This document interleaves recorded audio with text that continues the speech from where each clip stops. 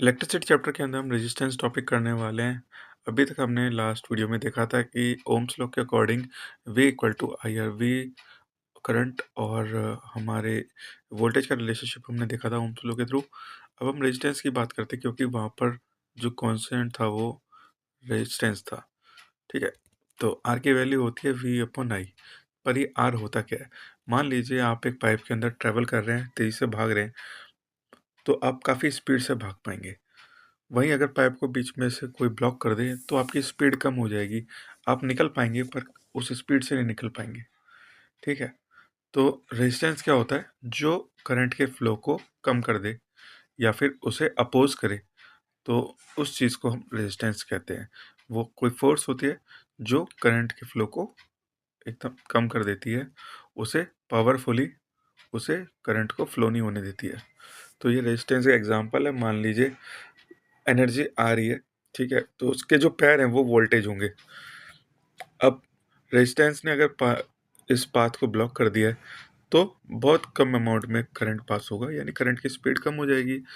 तो जो ब्लॉकेज है बीच में उसको ही हम रेजिस्टेंस बोलेंगे। तो आर की वैल्यू होती है वी अपॉन आई। ऐसा यूनिट होती है आर की, वो ओम होती है। ठीक है, और उसे इस सिंबल से डिनोट किया जाता है। तो इलेक्ट्रिक अप्लायंसेस, ठीक है, जो रेजिस्टेंस का यूज़ करते हैं, जो करंट को अपोज करते हैं, उसको रेजिस्टर बोला जाता है।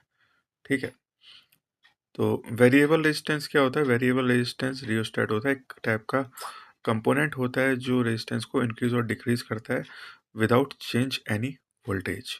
जैसे पंखे का रेगुलेटर होता है जो मोटर की स्पीड को कंट्रोल करता है, या फिर वाटर पंप को कंट्रोल करता है, उसे रियोस्टेट बोला जाता है।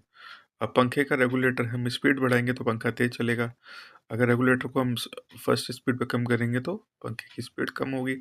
ये क्यों होता है? क्योंकि वेरिएबल रेजिस्टेंस होता है। हम रेजिस्टेंस को अपने अकॉर्डिंग बढ़ाते कम ज़्यादा करते रहते हैं, जिससे अप्लायंस की स्पीड कम ज़्यादा होती है। ठीक है, इसी हिसाब से हमारा एक इंडक्शन कुकर हो गया।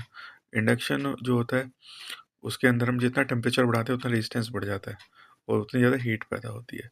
ऐसे बहुत सारे एम्प्लाइजेज है। अब बात करें सिंबल्स की, तो सिंबल रेजिस्टेंस का सिंबल होता है ये। और रियोस्टेट जो वेरिएबल रेजिस्टेंस है उसका सिंबल ये भी हो सकता है और ये भी हो सकता है। आई होप आपको रेजिस्टेंस समझ में आया होगा। अगर आपको अच्छा लगा है तो इसे लाइक करें, शेयर करें, सब्सक्राइब करें, और मिलते हैं नेक्स्ट वीडियो में। हम जानेंगे कि कौन कौन से फैक्टर रेजिस्टेंस को अपोज करते हैं, अफेक्ट करते हैं। ठीक है।